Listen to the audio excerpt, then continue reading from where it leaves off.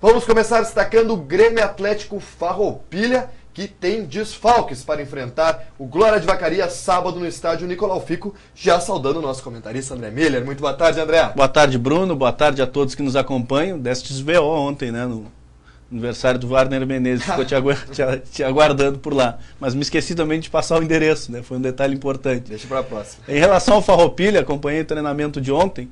Além dos dois desfalques, né, que o técnico Badico já terá certo, o Fernando Costa e também o zagueiro Alex Martins, que acabaram sendo expulsos, surgiram duas novas dúvidas. O Eberson, que passará por uma reavaliação amanhã pela manhã, e o Evandro Rodrigues, que vinha sendo utilizado na lateral direita, e também está sentindo. A possibilidade menor de participação na partida é do Evandro Rodrigues, que está com uma lesão no ligamento colateral e dificilmente irá para o jogo. E se não for utilizado, o Pedro Júnior é o seu substituto natural.